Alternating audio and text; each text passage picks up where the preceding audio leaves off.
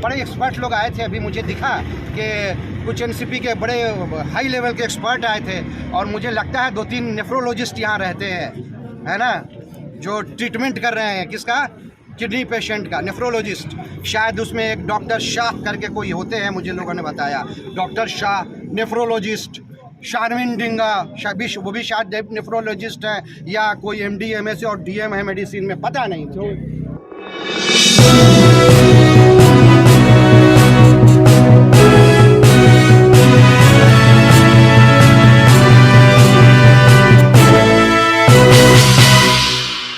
Mumbra police station से लेकर hospital तक जो है प्रोटेस्ट किए हैं प्राइवेट होने को लेकर। इसके बारे में आपके पास क्या डिटेल है, क्या वाकई में प्राइवेट हो चुका है या अभी होगा? देखिए, जब ये डॉक्टर शर्मा यहाँ पर कमिश्नर थे तो आज से 4-5 महीने पहले मुझे याद है कि मेरी उनसे मुलाकात हुई, और मुलाकात का मेरा पहला ही उनसे सेंटेंस मैंने ये पूछा था कि आप ये मुझे बताइए कि साहब ये प्राइवेट हो चुका है या गवर्नमेंट रहेगा, ठीक है। तो कमिश्नर ने मुझे बिल्कुल साफ अल्फाज में बताया कि ये प्राइवेट हो चुका है, ठीक है। और उन्होंने कहा कि इसको प्राइवेटाइजेशन हमने उसी तर्ज पे किया है जो एकनाथ शिंदे जी के माँ के नाम पे श्रीनगर में एक हॉस्पिटल है, ठीक है, गंगूबाई हॉस्पिटल। और दूसरा उन्होंने कहा कि हमारा एक जो है आनंद दिघे का जो हार्ट हॉस्पिटल है इस तर्ज पे होगा। आप जाइए, जाके आप उसका स्टडी कर लीजिए, उसके बाद हमसे आपकी जो शिकायतें हैं हम सुनेंगे। तो जब उन्होंने कहा, मैं तीसरे दिन हाजिर हो गया उनके पास। कहाँ? गंगूबाई हॉस्पिटल, जो एकनाथ शिंदे जी का हॉस्पिटल है। उनके जो ऑनर हैं उनसे मेरी बात हुई, उनके ऑनर से बात हुई और तकरीबन घंटे भर उनके ऑनर से बात हुई। बड़ी बड़ी लंबी हाँका नहीं, मैं तो सेवा के लिए आई हूँ, सेवा करूँगी और ये करेंगे वो करेंगे। हमने सारा जायज़ा 7 बार मैंने वहाँ विज़िट किया। कितनी बार? 7 टाइम्स मैं वहाँ गया हूँ, 7 टाइम्स। और एक बार आनंद भाई दिघे हॉस्पिटल में मैं गया उसका जायज़ा लेने। मैंने ये पाया कि उन्होंने जो कहा था सब झूठ बोला था, प्राइवेटाइजेशन था और स्कीम के तहत, ठीक है, ज्योतिबाई फुले का जो स्कीम है, ज़्यादातर स्कीम उसी के अंडर में आती है, उसी के तहत हो रहा है। हर एक आदमी आने वाले का राशन कार्ड या आधार कार्ड लिया जा रहा है, क्योंकि हर का राशन कार्ड आज के डेट में आधार से लिंक्ड है, इसलिए वो लिया जा रहा है। और आपका जो लिमिटेशंस है उसमें से आपको बगैर ट्रांसपेरेंसी के वहीं से वहीं कट जाएगा। आप हो सकता है कि आप इलाज कराया हो 20 रुपये का, वहाँ से उठे आपका 2000 रुपया, क्योंकि उसका लाखों पे। भाई साहब, वो तो सरकारी योजनाएं हैं, उसके तहत वो सब इलाज हो रहा है, लेकिन ये अगर प्राइवेट होता है तो इससे मुंब्रा की जनता को नुकसान क्या है? देखिए, बहुत बड़ा नुकसान ये है कि यहाँ पे किसी स्पेसिफिक आप सिर्फ ट्रीटमेंट ले सकते हैं। देखिए, आप समझिए, जैसे अभी इन्होंने डायलिसिस का बना दिया है ना, आपको ये समझना पड़ेगा कि डिजीज़ वाइज प्रीवेलेंस रेट क्या होता है, ये आपने वो नहीं मालूम होगा। हमने PhD जो की है वो हेल्थ प्लानिंग में किया है, ठीक है ना, हेल्थ प्लानिंग में किया, PhD किया। मुझे मालूम है कि प्लानिंग जब होती है तो वो डिजीज़ के प्रीवेलेंस के हिसाब से होती है कि कौन सी डिजीज़ है, कितना प्रीवेलेंस है, कितना सीट यहाँ पर बेड किस मर्ज के लिए होना चाहिए था। आपने सिर्फ अभी तक डायलिसिस खोल दिया है। जो सबसे इम्पॉर्टेंट फैक्टर है, जो WHO ने इंडिया को टारगेट दिया था कि आप मैटरनल एंड चाइल्ड हेल्थ को पहले जल्द से जल्द अचीव कीजिए, अदरवाइज आपका जो maternal mortality rate, infant mortality rate, child rate, neonatal mortality rate, ये काफ़ी हाई होगा और वो कहीं ना कहीं आपको परेशान करेगा। और उसी पर इंडिया आज भी काम कर रही है। यहाँ पर आज तक मैटरनल एंड चाइल्ड हेल्थ के लिए एक मैटरनिटी सेंटर था, वहाँ पर भी चाइल्ड का नहीं होता था, सिर्फ उसको ही बंद करके अभी यहाँ तक खाली नहीं हुआ। हमारी टीम अभी हफ्ते भर से लगातार कमिश्नर से इससे मीटिंग कर रही है। कमिश्नर से भी डायरेक्ट मुलाकात हुई है, ये गई थी, हमारे लोग गए थे वहाँ पर। सालवी साहब से भी मुलाकात हुई है, वहाँ पे कहा कि आपका सब कुछ हो गया तो मुझे देखने का परमिशन दे दीजिए।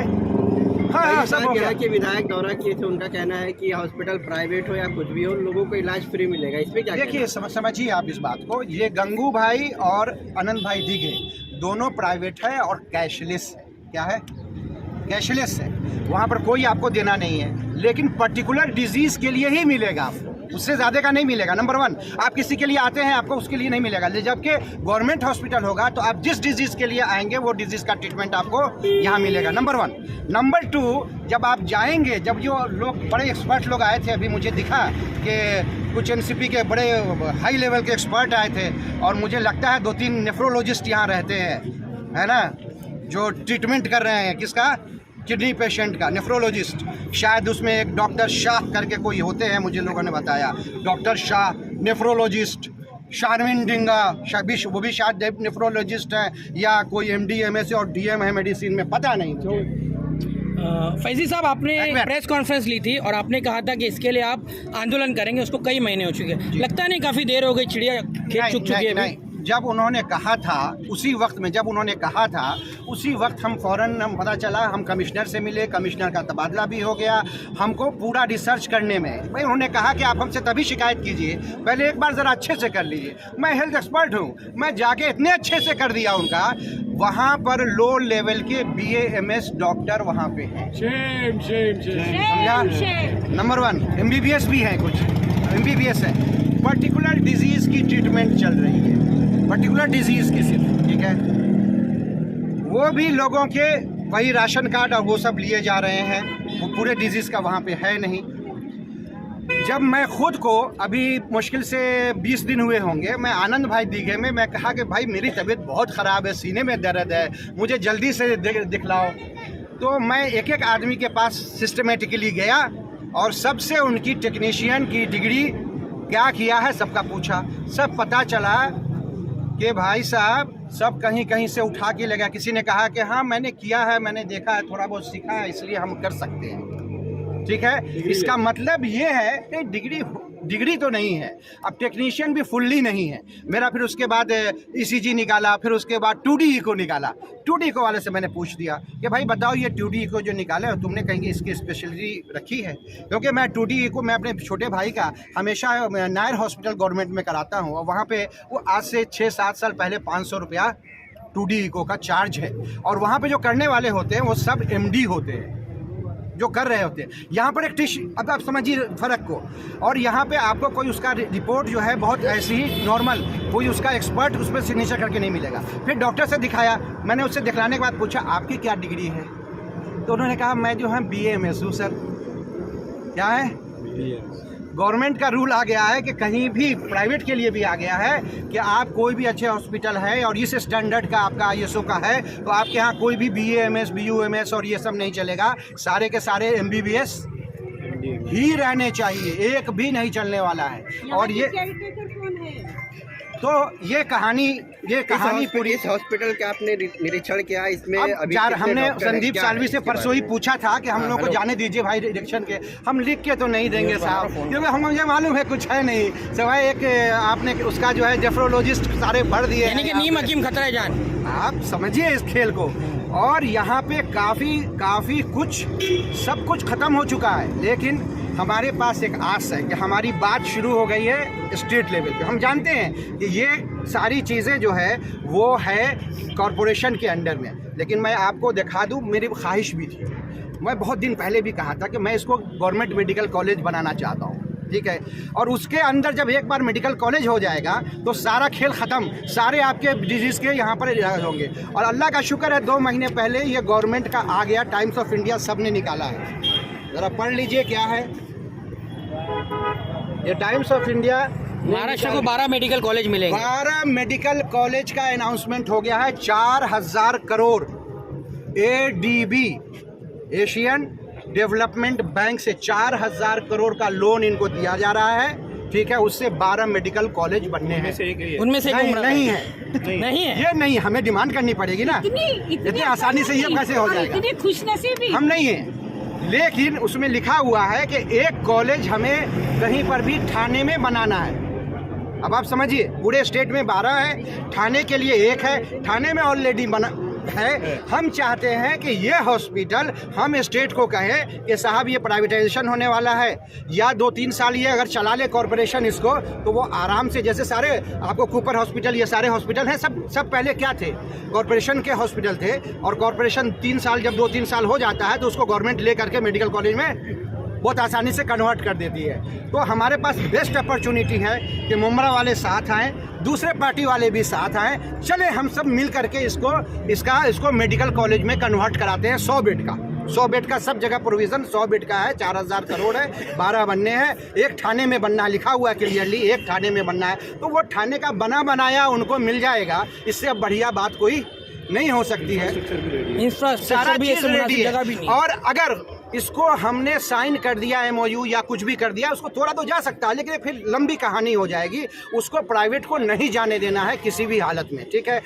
और जहाँ पर थोड़ा बहुत जो चार्जेस लगते हैं वो चार्जेस हमें दे करके इलाज कराना ज़्यादा बेहतर होता है कि एक अच्छे से कराएं। कोई भी इंसान को जब हार्ट अपना ऑपरेशन कराना होता है तो क्या कहता है कि मुन्ना भाई वाला हॉस्पिटल में जाएंगे क्या? वो आप लोग चाहते हैं कि मुन्ना भाई वाला हॉस्पिटल मिल जाए, तो मुन्ना भाई वाला ही हॉस्पिटल है ये आप अच्छी तरह समझ लीजिए कि यहाँ पर जो लोग अंदर घुसे हुए हैं, उसके बाद क्या होगा, एक पर्टिकुलर पार्टी के लोग आला खरीद लेंगे थोक से और एप्रन लगा लेंगे, और उस पार्टी के लोग अंदर आपको इलाज करते हुए भी कुछ ठिकाना नहीं है कि मिलेंगे, समझा? इलाज करते हुए मिलेंगे। और गवर्नमेंट के हाथ में होगा तो आप उसकी मॉनिटरिंग, एवेलुएशन, कौन है कौन नहीं है, ये सारे चीज़ जैसे आज भी हो रहा है कि जो इसके मतलब इसके हकदार नहीं है यहाँ पर आने के भी, वो लोग इसको लिए हुए हैं हॉस्पिटल को, यानी अंधी नगरी और चौपट राजा। और मुमरा के लोगों को क्या चाहिए, आप बेवकूफ़ बना दीजिए कि साहब हमारा कैशलेस होगा, आपको तो इलाज से मतलब है ना। जैसे लग रहा है कि इनके घर से पैसा आ रहा है, आपको इलाज से हम तो फ्री दे रहे हैं, तो फ्री का कहते हैं ना कि फ्री के किसी चीज़ को देखा नहीं जाता है, फ्री का नहीं है, ये हमारे टैक्सेस से बना है। और फिर आगे भी हमारे ही उससे सारे टैक्सेस से जितने भी चलते हैं, जो वो है वो सब भी उसी से चलते हैं। तो हमको राइट है कि अपना इलाज सही आदमी से हम कराएं, दूसरे से हम नाई के यहाँ जाके नहीं कराएं। भाई साहब, अभी आपका कहना है कि इस हॉस्पिटल को प्राइवेट ना किया जाए, बिल्कुल, लेकिन हॉस्पिटल प्राइवेट ऑलरेडी हो चुका है, दे दिया गया है, प्रोसेस तो में है। इसको आप कैंसिल कराने के लिए क्या कदम उठा रहे हैं? देखिए, कैंसिल कराने के लिए हम उनसे बार बार कह रहे हैं कि साहब हमको सच्चाई तो बताओ, कुछ तो दिखाओ। उन्होंने कहा था कि उसी तर्ज पे करेंगे। किसने कहा था? ये कमिश्नर डॉक्टर जो थे विपिन शर्मा ने कहा था, उनसे हमारी मीटिंग हुई थी। और जब उन्होंने कहा कि आप पूरा रिसर्च करके आइए, हमको बताइए, तो हम उनको बताने वाले थे सारे। तो भाई जब तक ये बदल गए हैं, अब नए आए हैं, उनसे भी मुलाकात हो गई है। उन्होंने कहा है कि उनके पास लंबी लिस्ट बता दी गई है कि आप हमको आप ऐसे सर्च करते रहेंगे, फिर कमिश्नर बदली होते रहेंगे, फिर ये तो लंबा खेल हो जाएगा, चला जाएगा। बात समझिए, आपको क्या लग रहा है? आपको घुमाया जा रहा है, आप खुद ही घूम रहे हैं? ये घुमाया जा रहा है। ये है ना कि ये लोगों का एक मिला जुला भ्रष्टाचार का पूरा कहाँ से होता है? एडमिनिस्ट्रेशन होता है, नेता होते हैं। जैसे अब टॉरेंट को कर दिया तो टॉरेंट से फ़ायदा नेता लोगों को होता रहेगा। जब तक टॉरेंट 20 साल के लिए, अभी 2 साल चला गया, वो रहेगी, उसी तरह उनको होता रहेगा। उसी तरह प्राइवेटाइजेशन जब हो जाएगा तो प्राइवेटाइजेशन से कोई भी भ्रष्टाचार, उनसे ये करना, किसी आदमी को मतलब अनपढ़ आदमी को भी रखवाना, इधर उधर रखवाना, उनका कोई रूल रेगुलेशन नहीं होगा। उनको रखवा सकते हैं, किसी का इलाज हुआ तो ये करा सकते हैं, किसी से गलत सर्टिफिकेट बनवा सकते हैं, किसी को गलत फंसवा सकते हैं। ये कुछ भी प्राइवेट होने के बाद कुछ भी हो सकता है। इसलिए प्राइवेट आज आपने जो रैली निकाली थी, धरना प्रदर्शन किया था, उसके बाद अगर फिर भी प्राइवेटाइजेशन हुआ हॉस्पिटल, तो आपका अगला कदम क्या होगा? देखिए, अगला कदम जब तक गवर्नमेंट हमारी तो नहीं आएगी, लेकिन हम इसके खिलाफ जो है आंदोलन अपना जारी रहेगा। आपका आंदोलन जारी रहेगा? आंदोलन जारी रहेगा। देखिए, चाहे वो टॉरेंट जब तक न भगा दें हम, ठीक है, ये न भगा दें। देखिए, आप दिन ब दिन हमारी ताकत को आप शायद समझ रहे होंगे, और पूरा हिंदुस्तान समझ रहा है, ठीक है। हम जब टकराते हैं तो बहुत अच्छे से टकराते हैं, धीरे धीरे हम आते हैं, आपको पता भी नहीं चलेगा हम कैसे आएंगे और कब क्या कर गुजरेंगे इंशाअल्लाह ताला।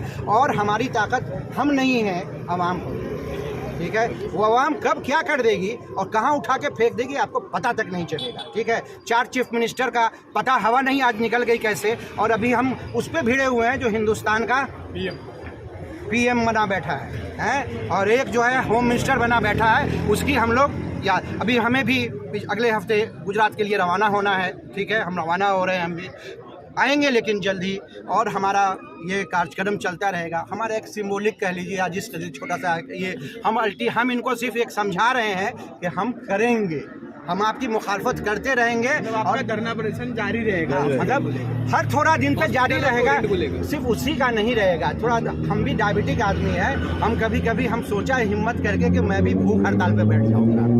डायबिटिक है, नहीं बैठना चाहिए, लेकिन बैठूंगा क्योंकि लोगों का मसला है, और हम अनपढ़ बेवकूफ़ मुन्ना भाई का वाला ये हॉस्पिटल हम नहीं बनने देना चाहते हैं। ये बहुत क्लियर कट मैसेज इनको जाना चाहिए। Okay okay, thank you.